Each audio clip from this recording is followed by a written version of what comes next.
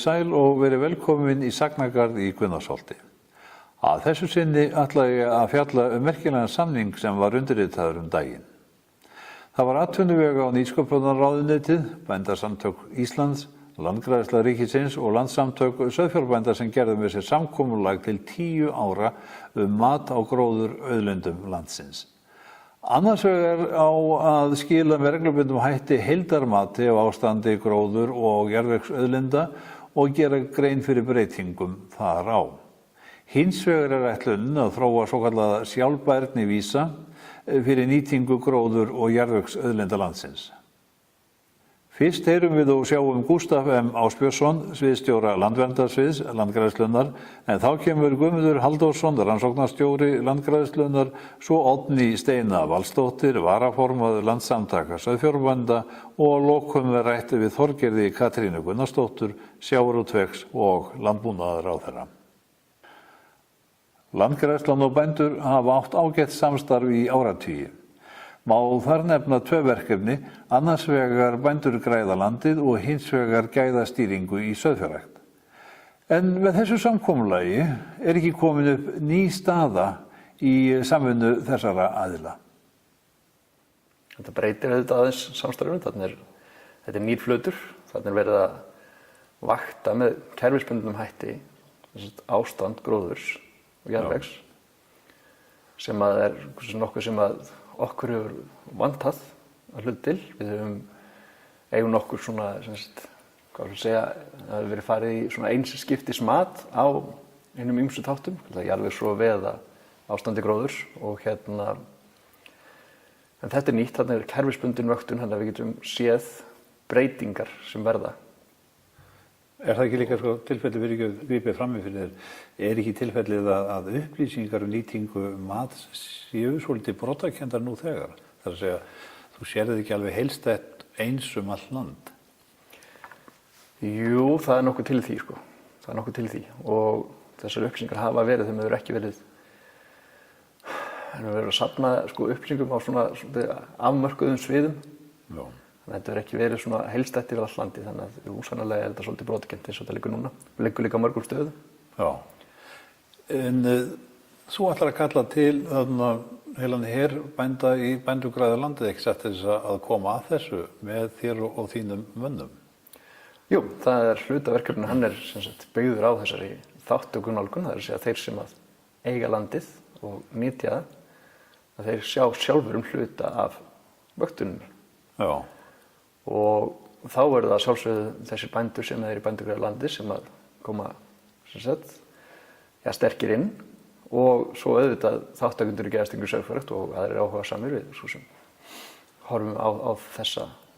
Þetta eru verðmætir samstarfsaðilar sem hafa verið sem við eignast í gegnum árin og reynast vel í þessu án efa.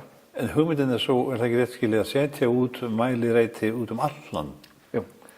Settir út mælireitur all land, þar sem er nýtið land og við svo sem erum aðeins byrjuð að setja út svona reiti í tengslu við önnur verkefni sem ber gæðastýringu í sauðfjárrækt.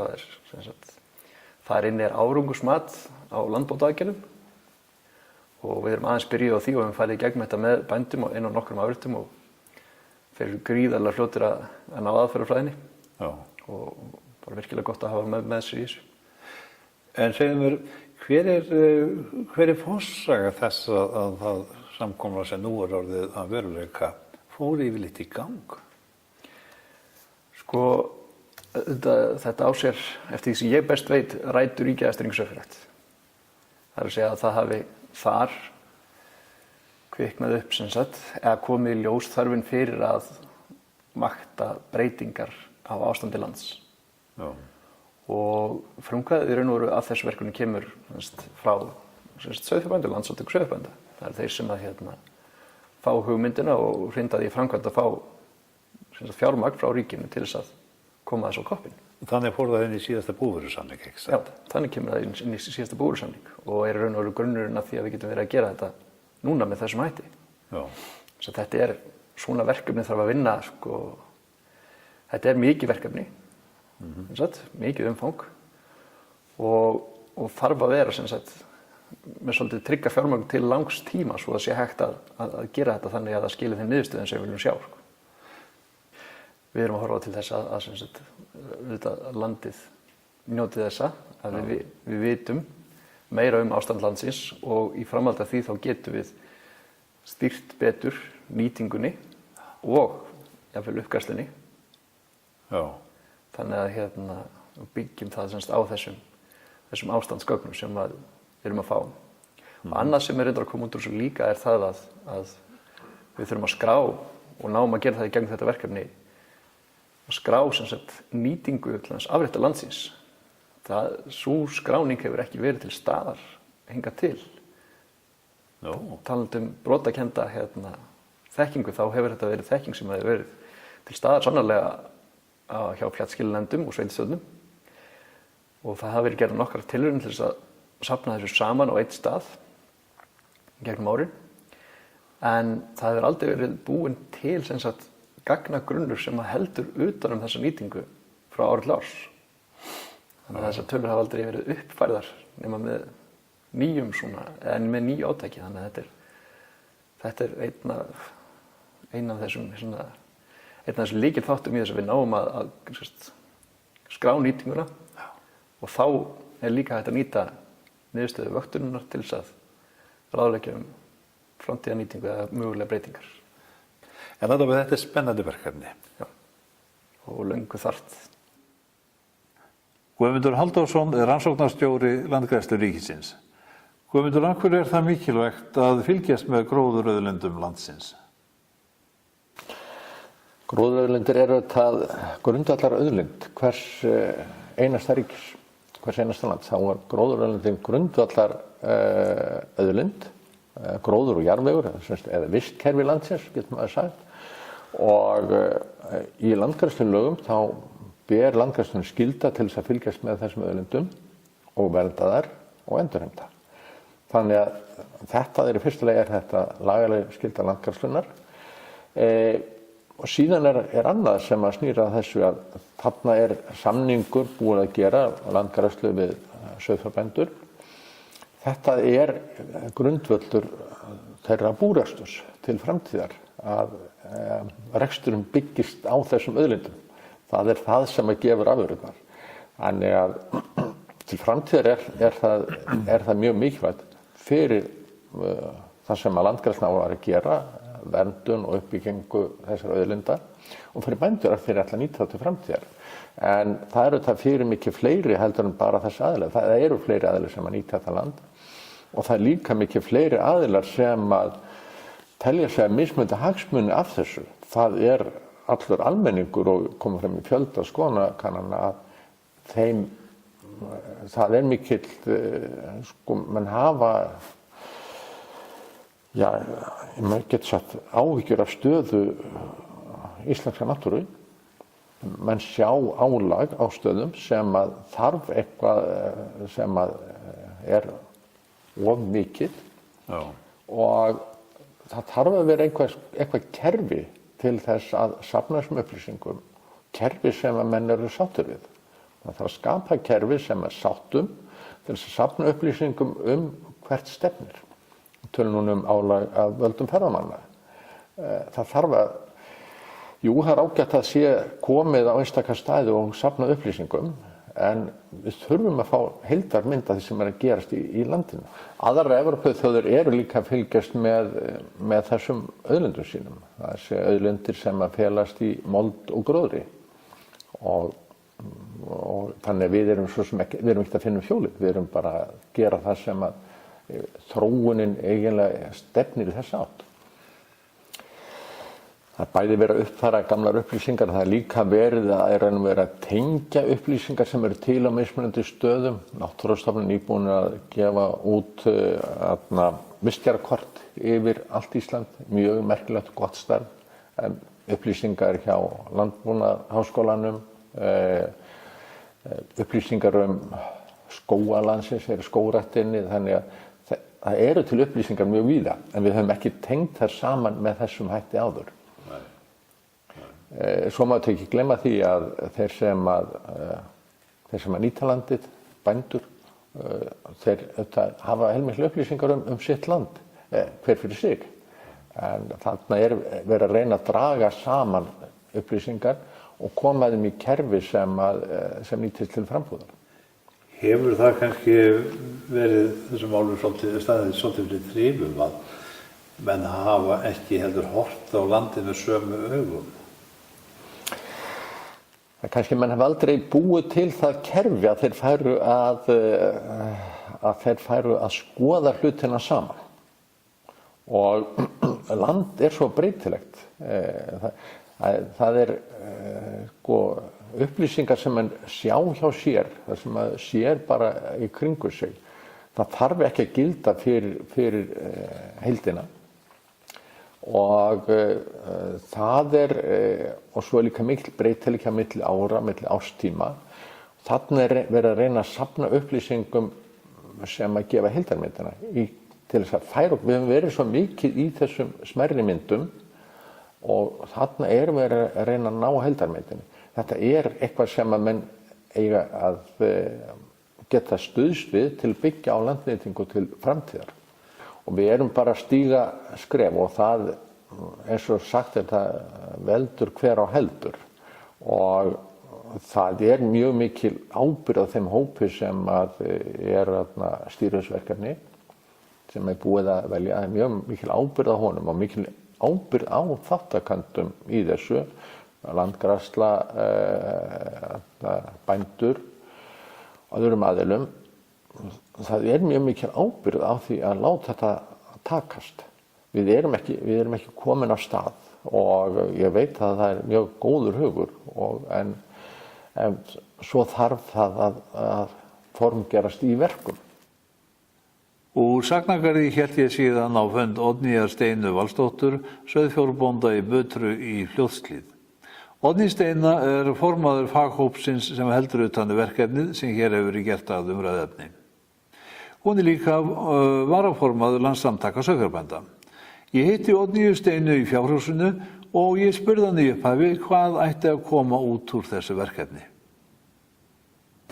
Það sem á að koma út úr því að við getum vaktað gróðurauðlind landsins. Það það sem okkur langar til að gera og geta séð þróun á gróðurfari. Við teljum það mjög mikilvægt til þess að bæði geta metið sjálfbærni landsins, því að inntæki í sjálfbærni auðvitað, við göngum ekki á auðlindina og við viljum líka að land geti gróið upp þar sem þar eru aðstæður til. Og þess vegna teljum við mjög mikilvægt að vakta þróunina og hafa dálítið góðar upplýsingar þróun gróðurfars og jarðvegs. Þetta skiptir náttúrulega annars vegar öllu máli fyrir landið sjálft og hins vegar og ekki síður þá fyrir bændur. Já, ég tel að þetta skiptir mjög miklu máli fyrir bændur og auðvitað það líka þannig að við þurfum að geta sýnt fram á sjálfbær not. Og við teljum nú, svona almennt séð bændur náttúrulega að passa mjög vel upp á þetta. En við viljum bara hafa mat og mælingar til að geta staðfest þetta. Það bara mjög mikilvægt.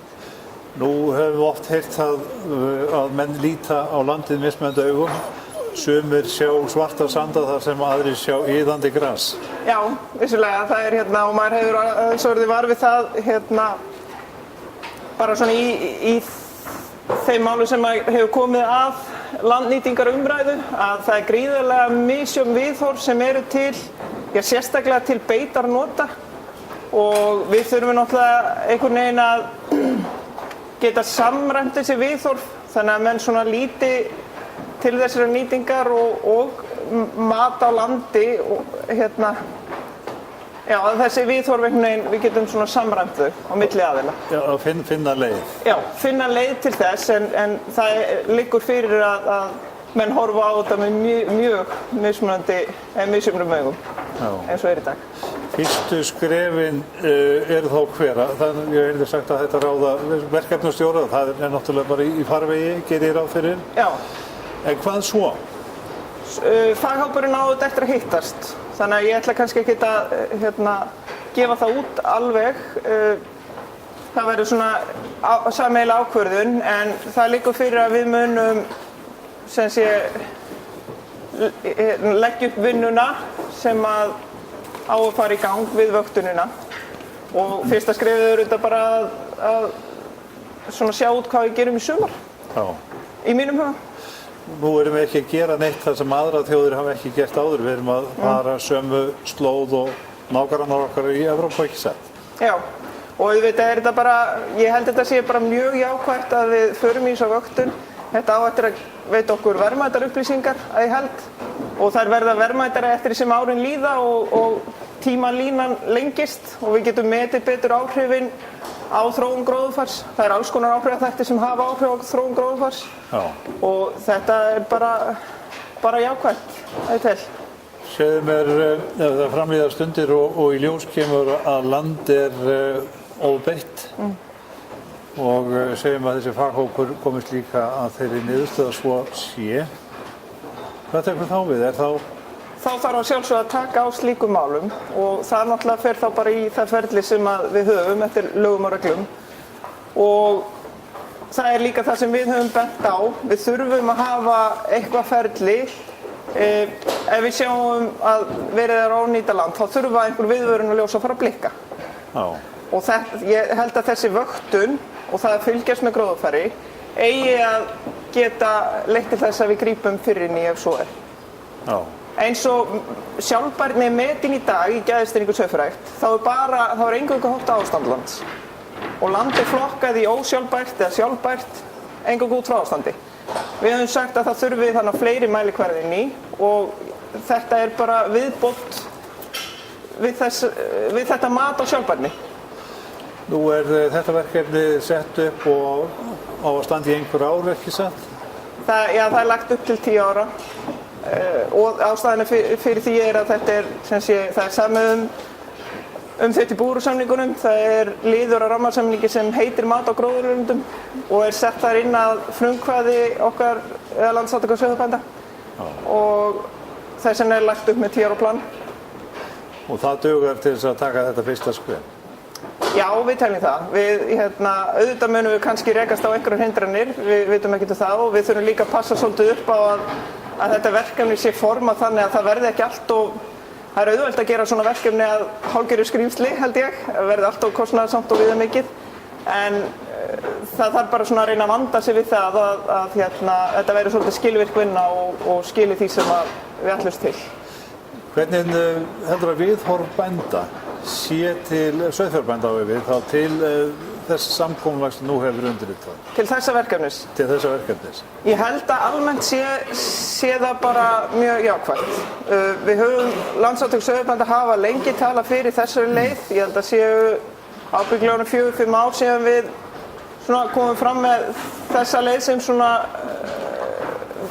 mikilvæga viðbót við þá vinnu sem er í gangi og ég hef aldrei heyrt bændur mótmæla því að þetta væri eðlileg og góð viðbót við það sem eru að gera.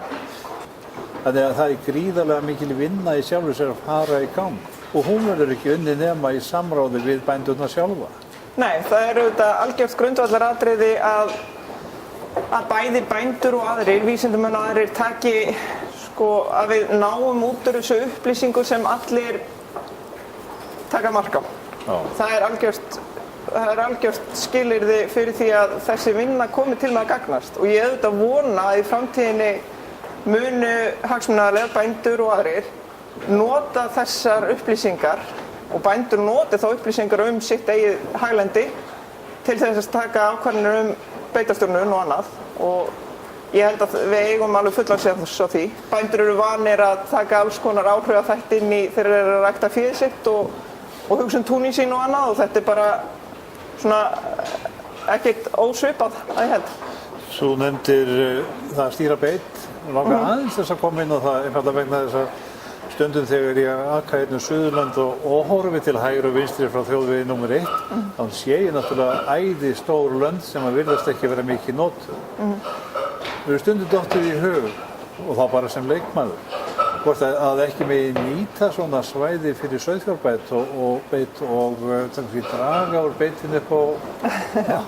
Já, það er örugglega hægt og en auðvitað veltur nýting á landi dálítið á eigendur landsins. Það er auðvitað alltaf þannig og Ég sem sauðfjárbændi get bara nýtt mitt eigið land og svo þann land sem ég hefur rétt til að nýta, sem eru þá náttúrulega afréttarlöndin. En ég held að þessi þróun hafi reyndar verið í gangi, að það hefur orðið aukin láglendisbeit svona hlutfallslega, sérstaklega kannski vor og haust.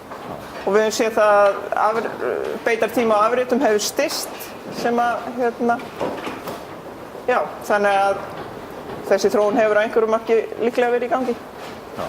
Heimi á sömu leyti og rannsóknir eru náttúrulega gríðarlega mikilvægt til að byggja undir það að við veljum rétta leiðir, hvort sem það er í það hvernig við mótum landbúnaðinn til framtíðar eða annað, og það eru auðvitað rannsóknir sem spila inn í þessi mál líka, sem er mikilvægt að gera.